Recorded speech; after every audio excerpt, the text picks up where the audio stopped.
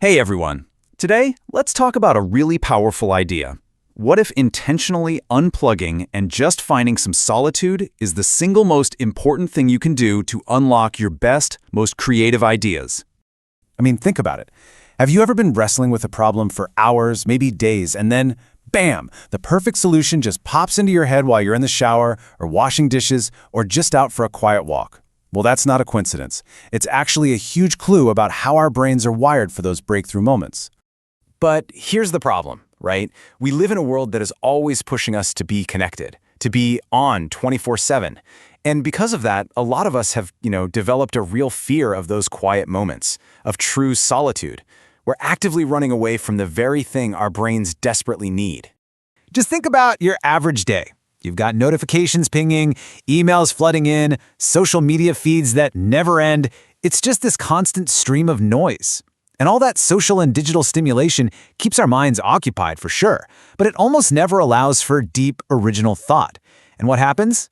It leads straight to creative burnout and that awful feeling of being completely and totally stuck. So how do we break out of that cycle? Well, it all starts with a really important mental reframe. It begins with understanding the massive difference between two words we throw around and often confuse: solitude and loneliness. Okay, so there's this myth that so many of us have just accepted as fact, that being alone is the same thing as being lonely. We see it as this negative, sad state, something you should avoid at all costs. But today, we're going to take that idea and completely dismantle it. Let's break it down, because this is so important. Loneliness, that's a negative state.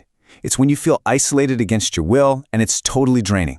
But solitude, that's a positive choice. It's when you voluntarily, intentionally decide to disconnect from the world. And it's not passive at all. It's an active, restorative process for your mind. It's not about being forced to be alone. It's about choosing to find the quiet. So what's actually going on in our brains during these moments of chosen solitude? This gets us into the really cool science behind all those aha moments. It's a powerful process, and it's called the incubation effect. The incubation effect is basically what happens when you step away from a problem you've been laser-focused on. Even though your conscious mind is taking a break, your subconscious keeps working in the background, connecting all these different dots until, bam, an insight suddenly pops up. That is your shower idea, right there in action. The process really has 3 clear steps. First, you have to immerse yourself in the problem, really focus on it intensely. But then, and this is the key part, you have to strategically disconnect. Go for that walk, listen to some music, do literally anything that lets your mind just wander, because that's what creates the space for step 3, the sudden, unexpected insight. And I really want to stress this. That disconnection, it is not wasted time, not at all. It's an active and frankly essential part of the creative process. By getting rid of all that constant external noise, you finally give your brain the quiet it needs for your best, most deeply buried ideas to finally bubble up to the surface. Okay, so we've covered the why and the how. Now, let's bring it all together. Let's talk about how to actually put this solitude reset into practice to really start fueling your creative brain. This quote just nails it, doesn't it? Solitude isn't a lack of something. It's a vital input. It's the fuel that lets your mind make new connections, process everything it's taken in, and just reset itself from all the clutter of daily life.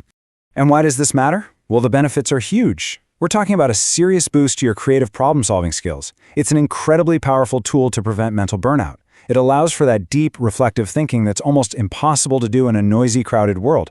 And hey, as a bonus, it fosters some incredible self-awareness. So this all leads to one final really practical question for you. This isn't just some fascinating theory, right? It's a strategy. It's something you have to schedule and protect, just like a meeting or a workout. So take a look at your week ahead. When are you going to carve out just 15 or 20 minutes for your next solitude reset?